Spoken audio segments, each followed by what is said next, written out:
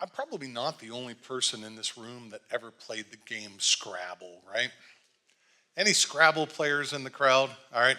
Anybody really good at Scrabble? Okay, I'm not playing you. All right, but basically the idea here is if you've played Scrabble, you generally understand that the person who is going to win the game is a person who is fairly articulate, they have a good vocabulary, and they're also very strategic. This is someone where, how many of you guys remember vocabulary class in school? Did you have to take vocabulary? Yeah, I had to take vocabulary. I didn't like vocabulary. But it's interesting that, you either have to be really good at vocabulary to win Scrabble, or you've got to be an excellent salesperson. Because you have to be able to take the rest of the people and convince them that that word you just made up is actually in the dictionary and you have captured the triple word, triple letter score. Right? Okay. So again, it's not just an excellent vocabulary that's necessary to win in Scrabble. You have to know strategy. How many of you guys have ever played Scrabble and been caught by that word QI? Right? Exactly. They know how to put it just at the right spot where the Q is on the triple letter and the I is on the triple word. And so where normally that word would get you 11 points, it gets you 60 and you win the game. Scrabble is an interesting game. It's an interesting game because it has a very simple formula. Strategy plus vocabulary typically equals the win. If you take certain words and you place them at the right location, at the right time, these words will become what I'll call today words of power. These words of power, how you use them in the board, but also how you use these words of power in life really matter. We talked last week a little bit about the idea of garbage in, garbage out, and we'll make a good Free Methodist acronym. We'll call it GIGO from here on out, right? Garbage in, garbage out. Now, if you're a Scrabble player and you make no effort to grow your vocabulary or grow your strategy to learn from other people how best to play the game, you will not be competitive. You will stink. Right? Your game will be garbage, and you will earn a reputation of being a garbage player. However, if you focus on learning the game and building your vocabulary, you at least have all the tools necessary to run with the big dogs. Here's where I'm going.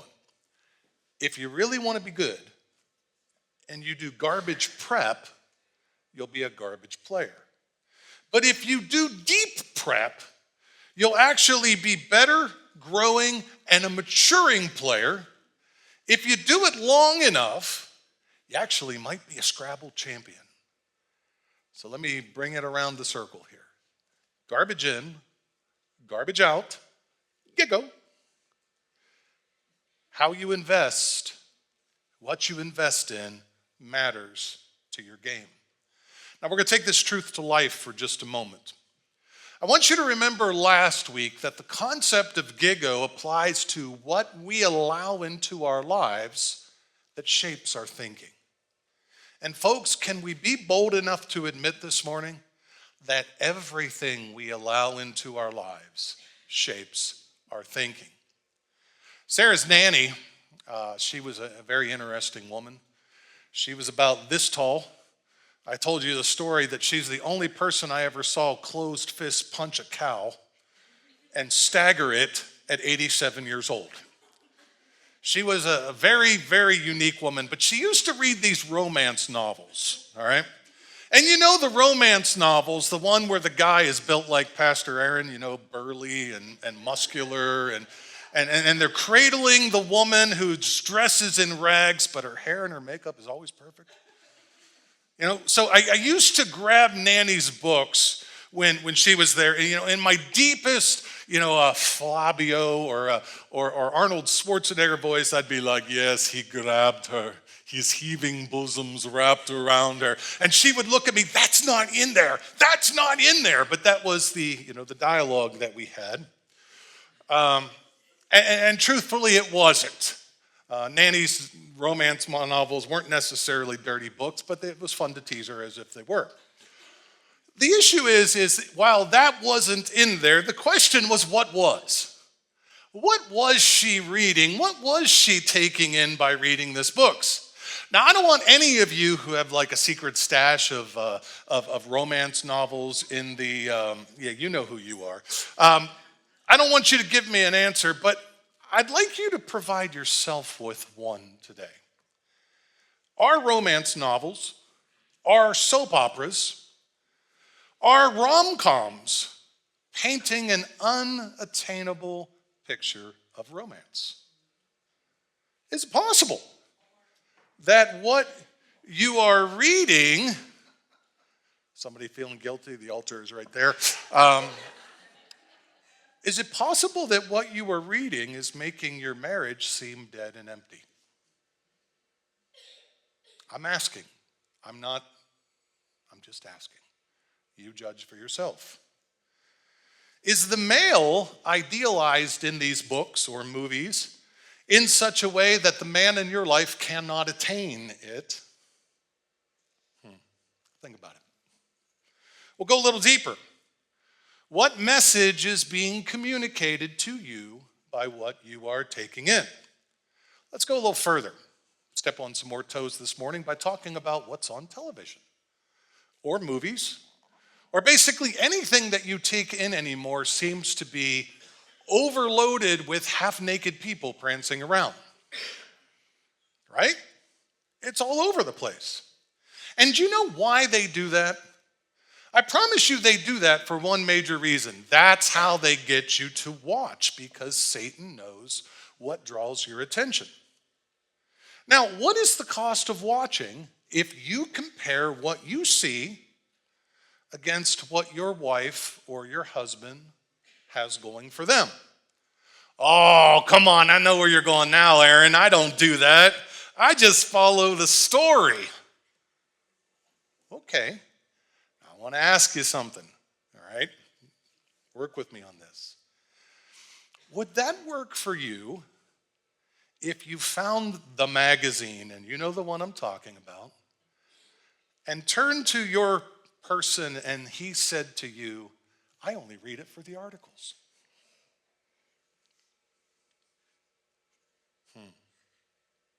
You know, what we take in affects us more than we know.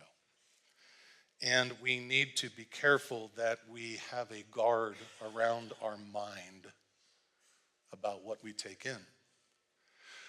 I'd like you to consider this verse because it gives us guidance on what Paul would encourage us to take in.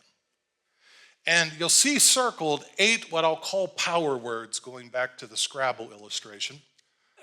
Words that if you play them in the game of your life, you will succeed as a Christian champion. I want you to see Paul's wisdom here and learn how to strategically apply them. Here's the verse once again. Finally, brothers, whatever is true, whatever is honorable, whatever is just, whatever is pure, whatever is lovely, whatever is commendable, if there's any excellence or is anything worthy of praise, think about these things. What you've learned and received and heard and seen in me, practice these things, and the God of peace will be with you. Last week we talked about truth and the importance of it, and how do you discern what's true and what's not? Today I want to focus you primarily on what you see on the screen. First, we note that truth is an effort.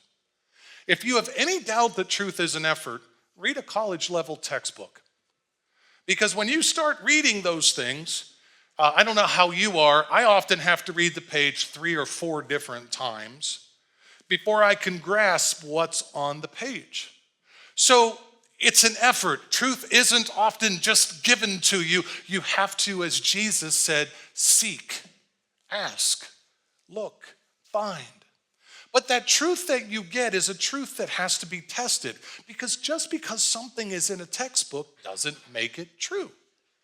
I'll pick on those of you who like science. Who ever heard of Piltdown Man? Piltdown Man. This was one of the first supposed evidences of the missing link in evolution. In 1912, they dug this guy up, they say, in England, and they heralded it as, look at this. They gave it a whole new genus name. Look at this. This is the perfect example. Here's what they found out. The guy who dug it up took a human skull and paired it with an orangutan's jaw.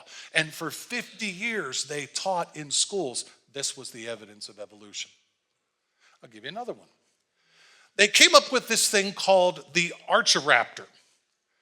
And you'll think to yourself, what in the world is that? Well, it's actually interesting because you actually hear the theory in the movie Jurassic Park.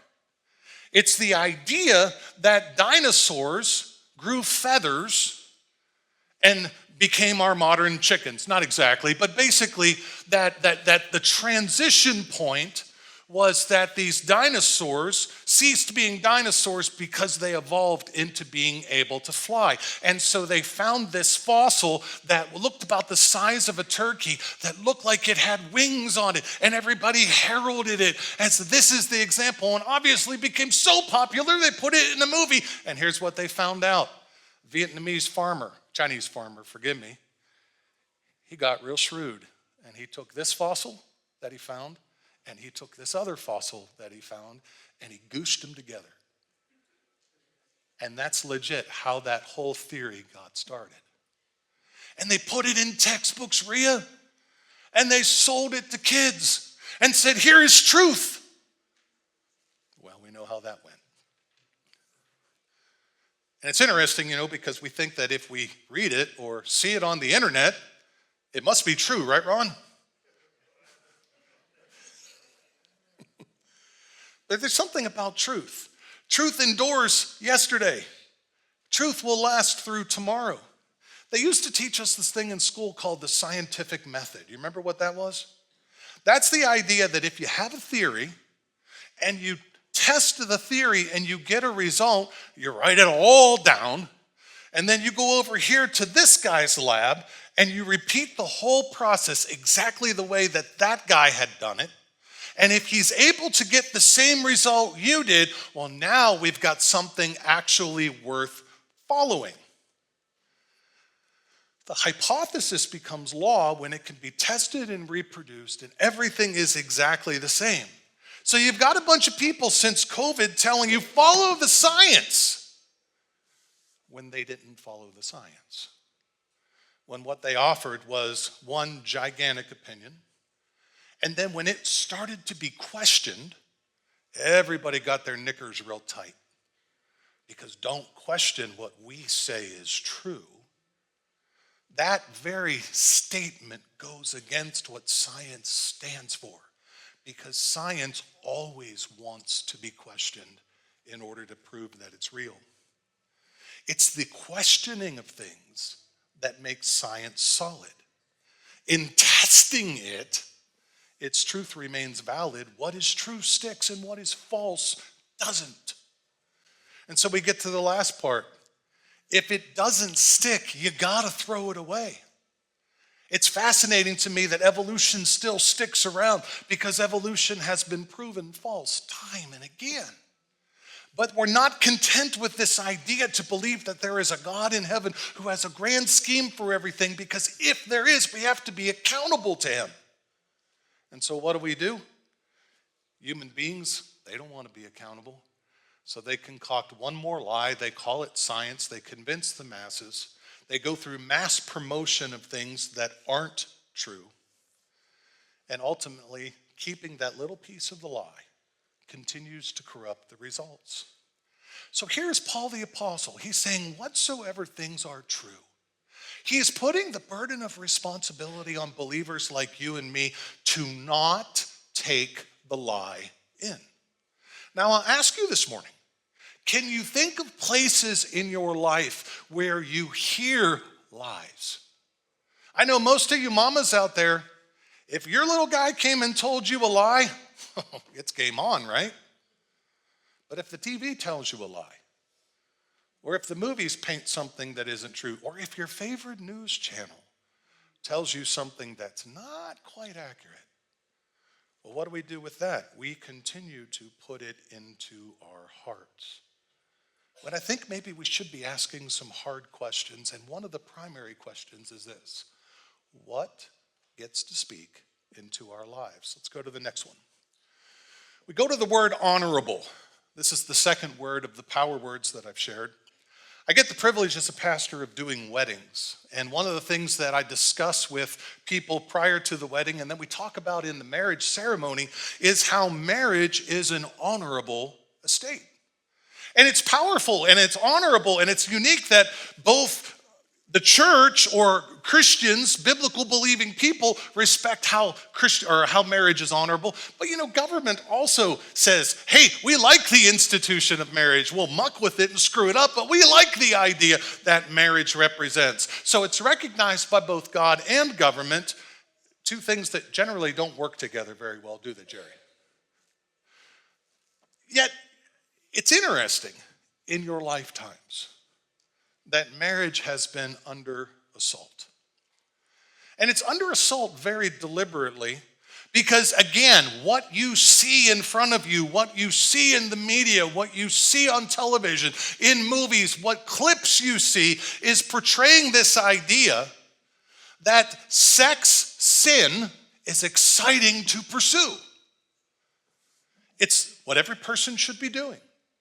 Because if you're not pursuing sex sin, well, then you're not fulfilled. You are, how do I use my mother? You're a fuddy-duddy. You're not fulfilled because you're not pursuing. You can't be happy unless you're out there cheating on your spouse or having sex outside of marriage. Again, you don't have to look far.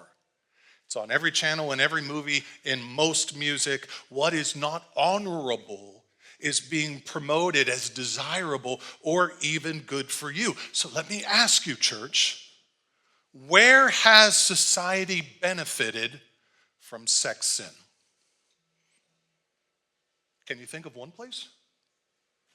What good has come from living out of context to the biblical view on human sexuality? Well, let me tell you what bad has come. We'll just talk about that for a minute because I want you to kind of get the wheels spinning. I want you to tell me something good that's come. So we'll contrast maybe how many I can tell you that are bad versus how many you come back that are good. We'll try that out.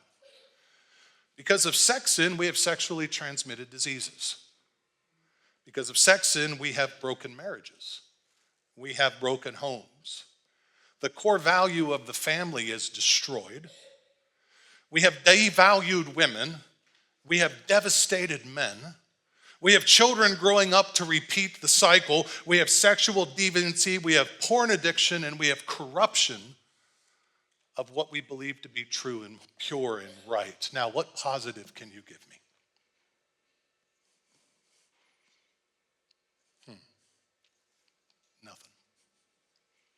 Nothing. Now, I want to ask you to consider where sex sin begins. Does a man wake up one morning and go, today's the day I'm going to have an affair on my wife? Usually what you find out is he doesn't wake up and say, today's the day I'm going to throw everything away that I value for momentary pleasure. Today's the day I'm going to listen to Satan, who's been prodding at me for this. What usually you find out is that there has been a successive, systematic attack from Satan. That's kind of like if I go back to the story of stripping wood last week. It's kind of taking those gloves that I was told to wear and I didn't because I was thick, and putting pinholes in them and then thinking they're going to be okay. That's what happens when a man has an affair. He has listened to the lie over and over and over and over. He has not stopped it. And the protection of God's Holy Spirit that would be around his life as a believer has holes all through it. We should have listened to Job, who wrote in Job 31, I have made a covenant with my eyes not to look lustfully on a woman. And we need to ask ourselves two questions with regard to this power word. How much is protecting God's plan for my sexuality worth to me? And secondly, what do we not take in?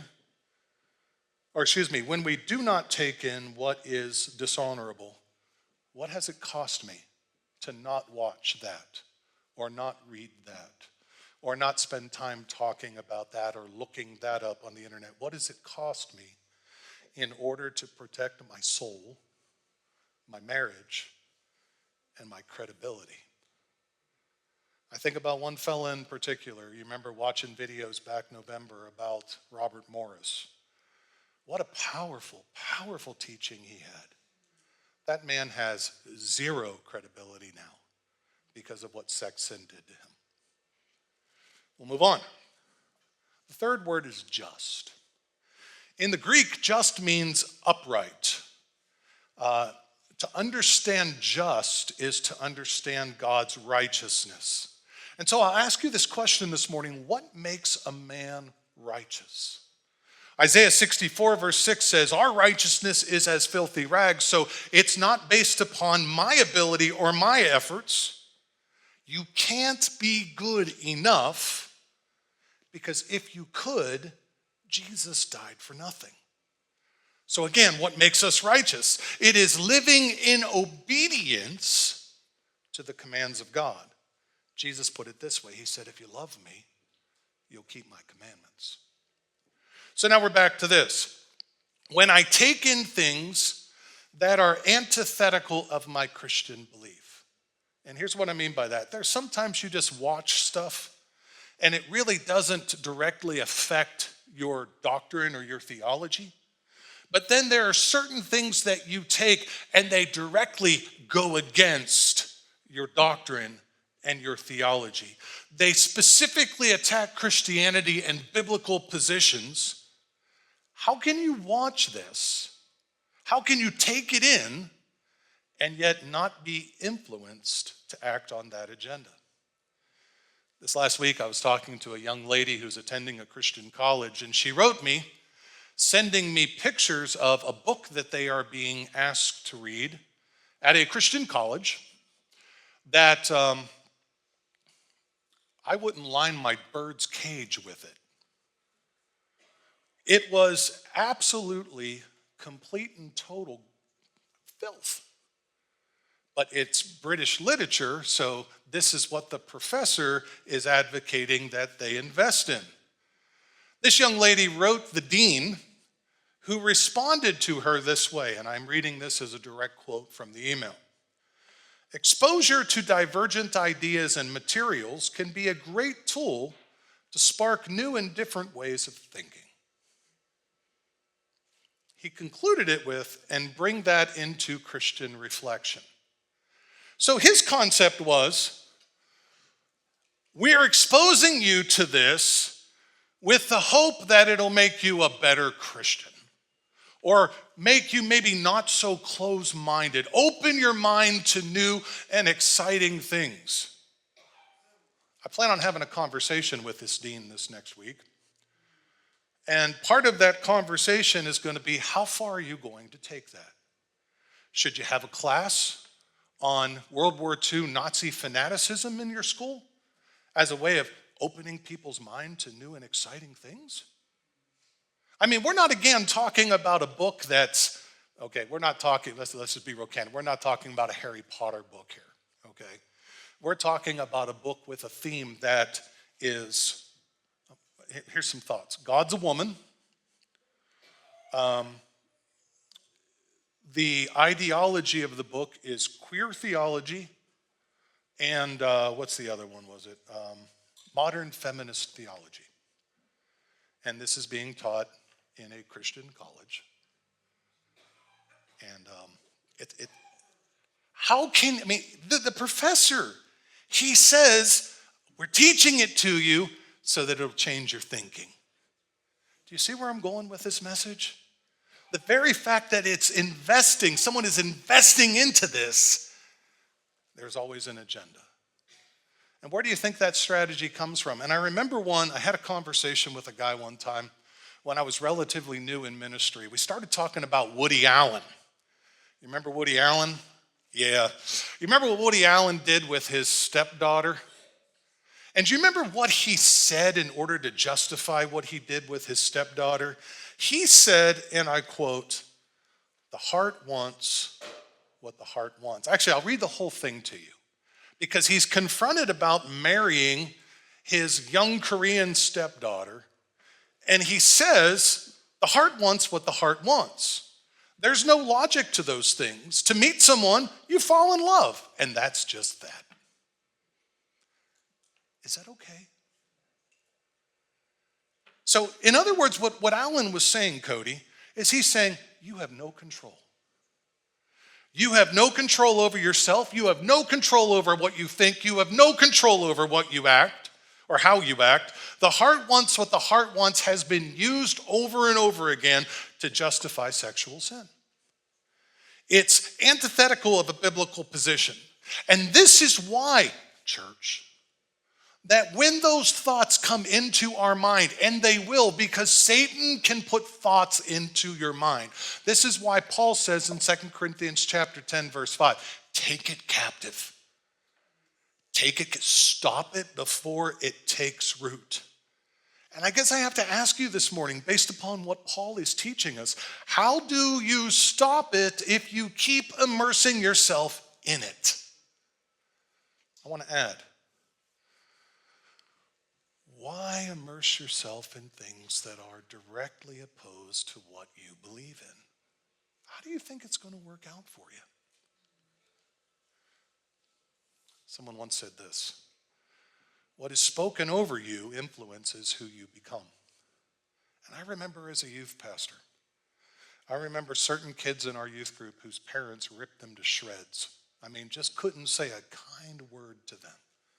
And they would come to church, Cheryl, and they would have people we would try to do everything to speak into them and encourage them. But the power of the parent was so powerful.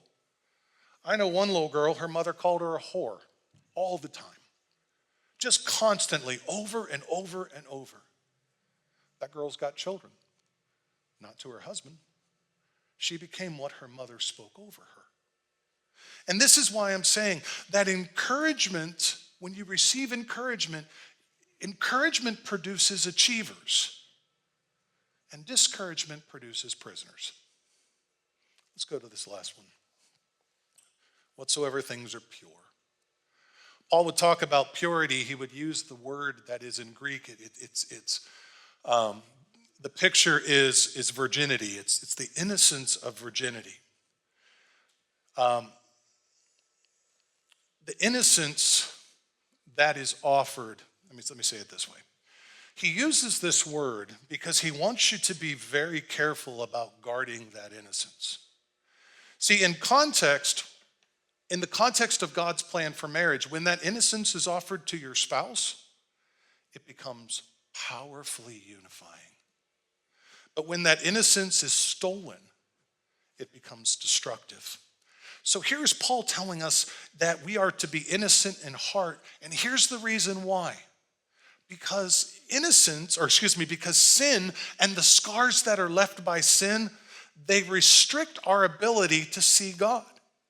And that's why Jesus said in Matthew 18:2-3, Jesus called a little child to him, and he said, I tell you the truth, unless you turn from your sins and become like little children, you will never see the kingdom of heaven. Now, what does that mean? God is not calling us to ignorance, and there is a huge difference between innocence and ignorance. Purity and innocence is a choice. It's not, I'm just going to keep myself away from everything and live ambiguous of what is happening around me. No, Paul is saying in this context, we are becoming childlike. We are embracing the reality that we say no to the things of the world. And so we guard our decision-making process, choosing out of love for Jesus. And remember, I talked about this last week. People have preached this text. They want to slam their hand in their fist and tell you the rules. I'm sharing this with you, folks, because I want your love for Jesus to guide every decision that you make. I want you to realize that you make decisions. You walk away from this sermon going, I'm gonna take what Aaron said, and out of my love for Jesus, I'm going to apply what I believe the Spirit reveals to me. What it ultimately comes down to, out of our love for Jesus and our relationship with him, we choose not to immerse ourselves in impurity. Paul the Apostle said in 1 Corinthians 9:27, I discipline my body and bring it under control, that I might not be disqualified. And that's where we're going with this idea of pure of heart. The pure in heart follow that example. Being pure in heart is an active denial of our worldly lusts for the knowledge and experience of deeper relationship with Jesus. I'm going to go back to Gigo again. What external things are influencing your life that potentially cause impurity? A bunch of us went and took the health department restaurant manager class.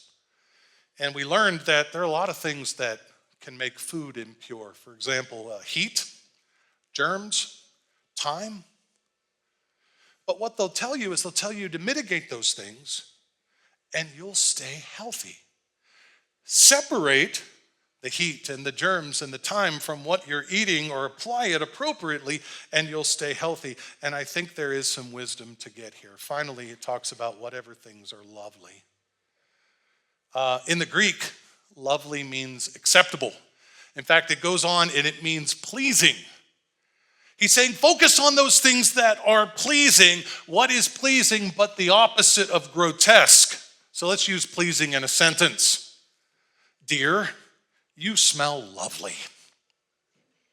Now, usually that phrase, because again, lovely, pleasing, it's all the same word here as you consider the biblical context. Dear, you smell lovely. That is a phrase that is given usually after a shower and the right spritz of cologne.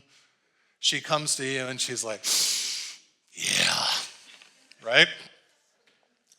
But that's typically not something that she'll say when you've been outside working in the grass in 90-degree weather.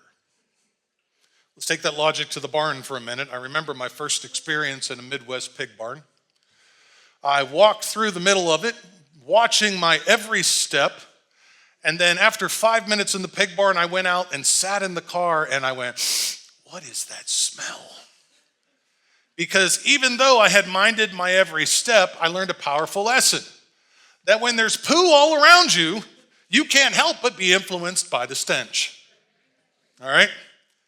But the opposite also applies. I learned something in my study, the story of Esther. So the story of Esther tells the story about the king whose wife said, I am not doing that for you. He said, fine, you're not going to be my queen. Starts a whole process that God had divinely ordained to save the Jewish people by putting Esther as the queen. Where it became interesting is the preparation for seeing the king. So these Persians created something that looked like a sweat lodge. And in order to go and prepare to see the king, a woman would come in and they would heat these rocks up super hot, and they would pour these oils and perfumes on the rock to create this mist that would come up.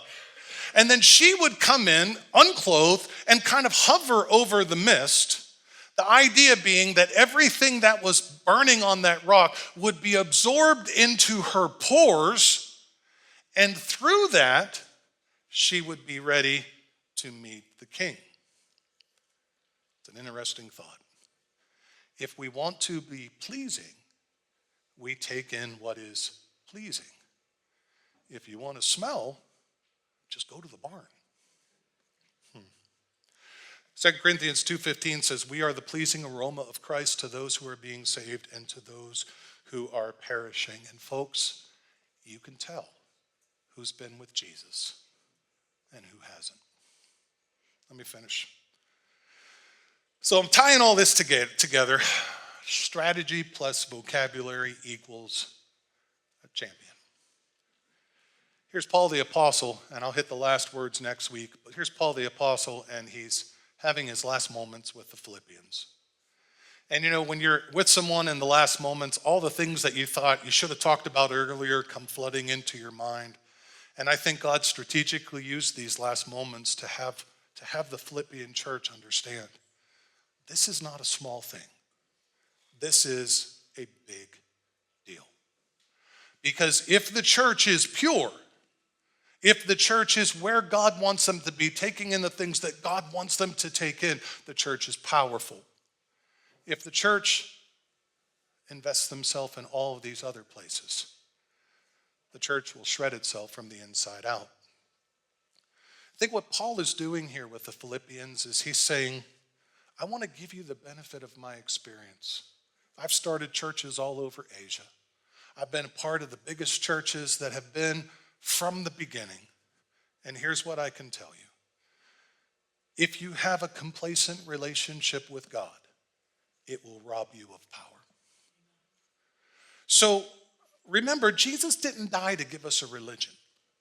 He died to give us a relationship that can be summed up by John 10:10. I've come that you may have life and have it to the full. And I want to ask you as I close this message, is that your life? Would you look at me and go, Aaron, I'm living life to the full? If you are, cool, awesome. This message is just a reminder. If you're not, then I think this message should make you go,